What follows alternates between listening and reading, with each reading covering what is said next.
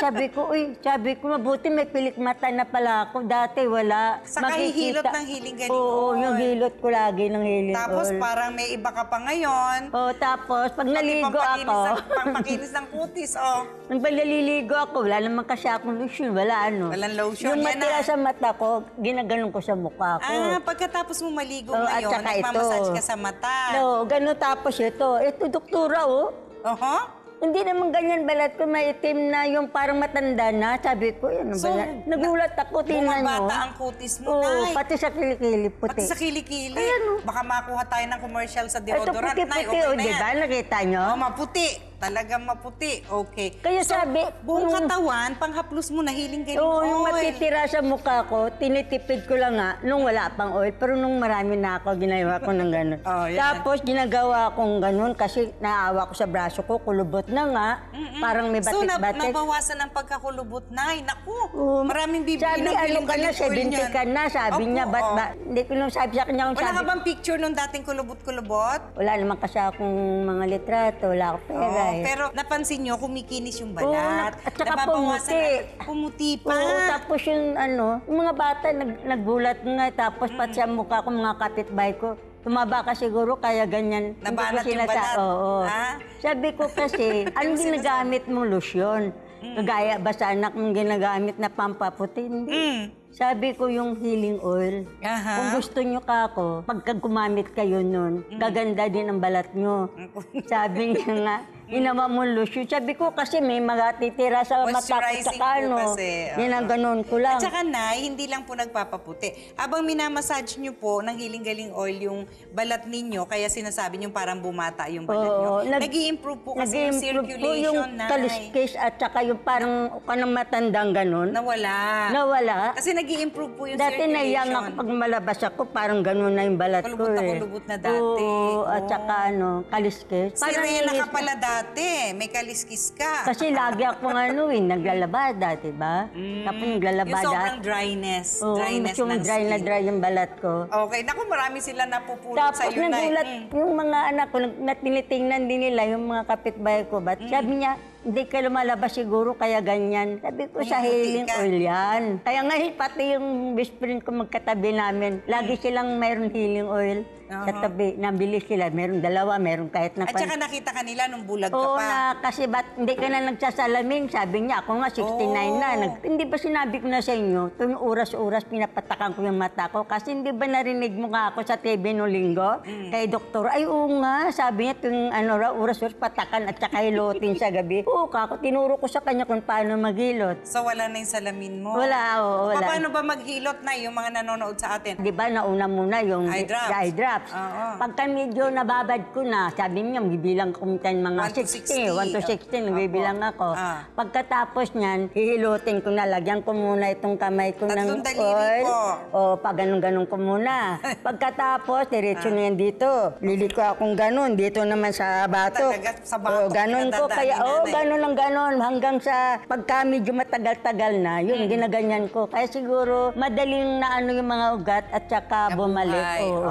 Na dati may alitap-tap, may parang... Dati may ganun pa? Hindi, parang kumikislap-kislap sa mata. Oo, ganun. Okay. So nawala lahat yun, Nay? Nawala. At saka yung parang pagtingin ko sa init, parang usok na, no? Sobrang sakit sa mata. Oo, nawala na. Dahil sa tiyaga mo yan eh. Opo, kailan tiyaga lang. Kasi na nawawala na ng pag-asa. Naisip ko, napakatiyaga mo na ang gusto mong gamutin ay yung kanang mata mo, pero nagbaka sakali ka na yung kaliwa mong bulag ng 8 taon ay baka sakali. Oo, kasi baka sakali lang. Total, mayroon na drop dito. Pinunta ko na rito. Sinabay mo na? Oo, walang sakit at saka kaunting kirot. Pero yung lumiwanag, hindi gaano. Kaya lang ako nagkaroon ng ganun nung sinabi mo uli, ng oras-oras pagpatak. Ayan. Yun nga po mga kapatid, inabot ng 2 years ang pagpapagaling ni nanay dun sa kanyang mga mata dahil nung una, pakonti-konti lang ang patak. Nung sinabi ko ng pwedeng oras-oras ipatak, yun sinabi doon mo, napabilis. Doon ako nagpabilis na naano kagad yung mata ko. Ayun. Kaya nga nagtaka ko dati, hindi ko makita ko na saan yung dadrap. Ngayon makikita ko na lahat. Ang daling nagbago, nawala lahat ng pan. Ayun. Kahit medyo may blood, unti-unti kong lalagyan, mawawal. Mga ilang sabi ko nga sa kanila, mga ilang panahon na rin, hindi na ako magsasalamin. Magaling na. Magaling na. Pagkatsagaan Alam ko mo, na lang. Nay, kung hindi kita nakilala na meet in person, sasabihin ko, binobola mo ako na ang kaliwang mata mo na 8 taong bulag ay nakakakita Mga na. kapitbahay ko, alam nila. Pagpunta man doon, masasabi ko sa kanila, alam nila yun. Okay. So ngayon, maliwanag na sa amin. Magaling ka na nga. Pero para magkaroon ng aral ang mga nanonood sa atin na maaring may katarata, may glaucoma, Oo, dapat magawa nila. kaya pagalingin. Pero alamin natin kung bakit po naging ganun si nanay, no? Na humina ang mata. Number 1, mahilig ka ba sa mga kulay orange at madidilaw na pagkain? Gulay, dati. Kalabasa. Hindi ako makain ng kalabasa.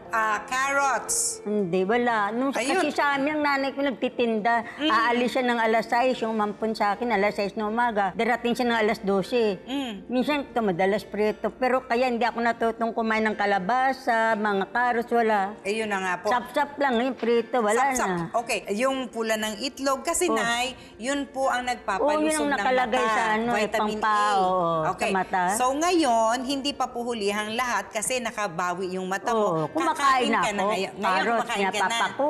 Siyempre, very carrots, good. kalabasa, lahat ng mga sinasabing pangpalinaw ng mata. Kinakain Kahit mo na sinasabi ngayon. nilang matanda ka na, baka hindi kakain din. Kinakain ko pa rin. nare-recharge. Ito po, Baka gumaling. si nanay 70 years old na. Kaya kita natin na tumatalab pa rin kahit mga thunders, no?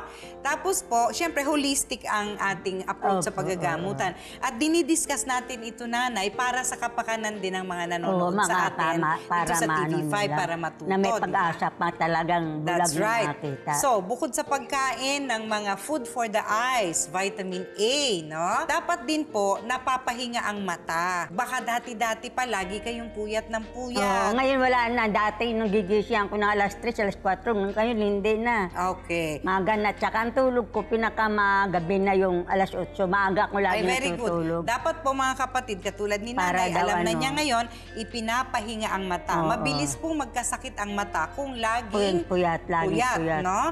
Okay, so yung dalawa na yon. Pagkatapos po, naalala niyo ba kung dati-dati madalas expose ang mata niyo sa usok? Oo, sa usok. Dahil? Bakit naman? Yung nagsisiga ako, nagluluto ako sa uling yung ano. Uling. Oo, ang yung luto. amo ko. Ay marami silang, may tracking sila yung mga tauhan niya. Ako nagluluto. I-share natin sa kanila, nanay, ha, na kapag ka ang mata po ay laging exposed sa usok, ayan, katulad ni nanay, Oo nga, nagsisiga ng mga basura, ng mga Oo, dahon, dahon. please see to it na hindi po papunta sa inyo yung hangin. Kasi pag papunta sa inyo yung hangin, kasama yung usok, di katarata na naman. Pwede po nating maging compost, pwedeng fertilizer, ang mga natutuyong dahon. Kaya pwedeng hindi na sigaan yun, nay, no? Tapos po, yung mga, yan, nagluluto sa diuling, may expose na naman yung mata sa usok. Kahit na po refrigerator, pag binuksan yung ganon, nasa lubong nyo palagi yung kagaya malamig sabi na niyo, usok. refrigerator, pag binubukas, lumalayo muna ako. Yan. At saka sabi niya, pag nagluluto, pagkakuan, kailangan umiwas. Opo, Kaya ngayon, tama ganun yan. ginagawa ko. So, lahat ng usok. Pagkatapos, ay kaya nga po kayo nagkaroon ng katarata, di ba? Naalala niyo po ba, nanay, dati kung mahilig din kayong maghugas ng mata? Oo, yan. Ay, bakit mo hinuhugasan ng mata? Pagkapasok, wala naman siyempre, maghihilamos ka ng lang, kahit na walang sabon ng Tapos pati loob ng mata, nay? Oo, sabon inaano niyo? nung araw, yung sabon na uso, yung baritan na ganun, parang... kasama ng hilamos. Oo, panghilamos, pagpasok, yun din pinapampaligo. Nabanggit ko po yun, mga kapatid, kasi bukod po doon sa sinasabi ni nanay na lumiliit na yung nakikita niya, yung po yung palatandaan ng katarata. Pero hindi na po sintomas ng katarata, yung sinasabi niyo, nay, na parang may buhangin, tapos nagmumuta ang mata, tapos madalas. nagluluha. Yun po ay simptomas na ng glaucoma. Oo, sabi ng doktor, yun, glaucoma combination pala. po yun. Hindi po natin binabasa ng tubig ang mata. No? Kaya po may mga special eye drops, may talagang pamatak sa mata dahil foreign sa mata natin yung tubig, tsaka may mga bakterya din po dyan, no? At tsaka foreign yung mga sabon, hindi dapat parang pinggan ang trato sa mata na, hindi hinuhugasan, di ba? So lahat ng yun ay nalampasan nyo na, kaya dapat tuloy-tuloy na po ang paggaling nyo. Kasi po, Nanay Erminia, yung mga tao na hindi alam ang naging dahilan ng kanilang karamdaman, nagpapabalik-balik po kasi hindi nila alam kung saan galing. Sinasabi ako ni doktora, kailan sundin at talagang gagawin. Kasi kung hindi rin gagaling. Ayan, mabuti ang katulad mo ang nagsasabi sa kanila para sumunod, di ba? Excited ka bang matikman ulit? Ano yung papakain niya ngayon? Laging ganyan ng linggo, mga puro vitamins sa mga diba? kailangan mo eh. Chef Jeremy, ayan. Naabangan ni Nanay ang recipe mo ngayon, ha? Nanay, excited ka na ba? Parang mata din, 2 pirasong egg, egg. Yes. Alam mo, Dok, anong title niya? Anong title? Excited.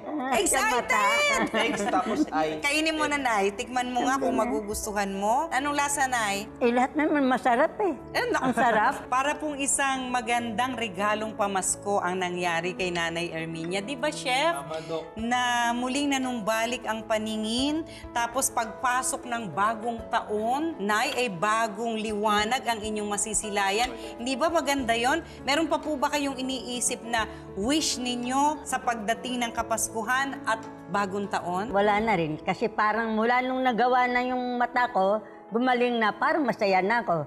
Ayun. Laging yung hiniling ko, lahat parang eto na. Natupad wala na. Natupad na. Ayun. So, Wala na. maganda-maganda ang Pasko mo ngayon. Kung Merry siyempre, Christmas! kahit na wala sa pera, wala sa ano, masaya na ako din. Nawala na Malusog. yung sakit ko. Opo. Lahat na wala, pati nakakita pa ako. O, di ba?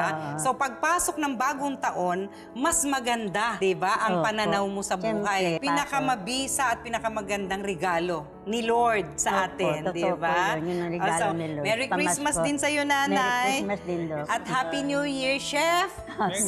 Yan po ang aming iiwang pagbati. Sana ay ma-enjoy natin ang Kapaskuhan at ang darating na bagong taon, lalo pang lumusog at maging maganda ang ating katawan, ang isipan, di ba? Opo. Holistic ang approach sa paggagamutan. Until next Sunday morning, mga kapatid, ako po ang inyong kapatid sa kalusugan, si Dr. Edinel Calvario. Bukod sa Merry Christmas greetings at Happy New Year, ang aming paalala ni Chef Jeremy, may hatid na kalusugan ang luntiang kalikasan. Happy healing morning po. Oh, Nay, ang ganda-ganda ng pasok ng Pasko at bagong taon mo.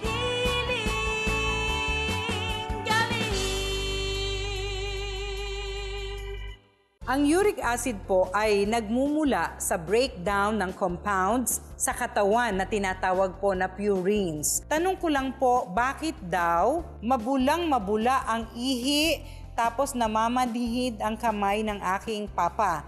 Ano daw po ito? Ngayong araw na to, we will bring you a taste of Mexico! Kaya naman, ang prescription ko ngayon para sa ating bisita mamaya ay tatawagin kong Tacos! Maraming gagaya nito, I'm sure. Nangyari sa akin to, Dok. Oo. Hanggang sa nakahiga ako, di ko na magalaw yung katawan ko. Ayun. Sabi ko naman sa kapatid ko, huwag mo na akong ipagamot. Soko na ako. Sabi ko, tanggap ko na. Isang lolong give up na sa matinding kidney condition, paano kaya muling nabuhayan ang loob? Alamin ang kwento with Dr. E sa Hiling Galing sa TV, Year 4, Sunday, 7 a.m. Get it on 5.